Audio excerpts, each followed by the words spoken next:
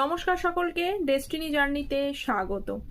বৃহস্পতি অলমোস্ট প্রায় 2 মাস অতিচার গতিতে মিথুন রাশি থেকে ছেড়ে কর্কট রাশিতে অবস্থান করবে, then return to Gemini sign মানে মিথুন রাশিতে। কতদিন অবস্থান করবে? 19 অক্টোবর 2025 থেকে 5ই ডিসেম্বর 2025 পর্যন্ত। এর মধ্যে প্রথমে বৃহস্পতি 19 অক্টোবর থেকে 11ই নভেম্বর 2025 পর্যন্ত ডাইরেক্ট মোশনে থাকবে। তারপরে কিন্তু বৃহস্পতি 12ই নভেম্বর থেকে 5ই ডিসেম্বর পর্যন্ত রেট্রোগ্রেড মোশনে থাকবেন। বৃহস্পতি কর্কট রাশিতে অবস্থান, জলরাশিতে অবস্থান করবে এবং বৃহস্পতি এখানে কিন্তু এক্সল্টেড বা উচ্চস্থ ঘরে, মানে বৃহস্পতির এটা উচ্চস্থ ঘর। তাই যারা মানে জলরাশি থেকে বিলং করেন, জলরাশি বা লগ্ন থেকে বিলং করেন, মানে ক্যান্সার, স্করপিও, পাইসেস, কর্কট, বৃশ্চিক, মীন রাশি, তাদের জন্য এটা মোর অরলেস ভালো সময় চলছে বা ভালো রেজাল্ট আপনারা পাবেন।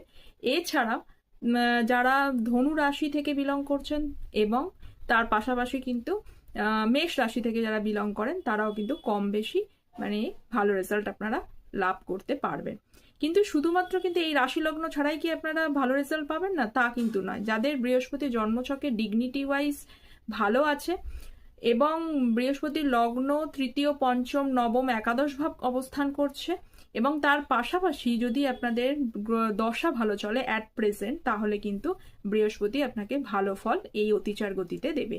সেই কারণেই কিন্তু সার্বিক সাফল্যতা অবশ্যই দেখার জন্য জন্মছক বিচার করা প্রয়োজন, তবেই আপনি আলটিমেট পজিটিভ এবং নেগেটিভ রেজাল্ট কি পাচ্ছেন সেটা বিচারে আসা যাবে।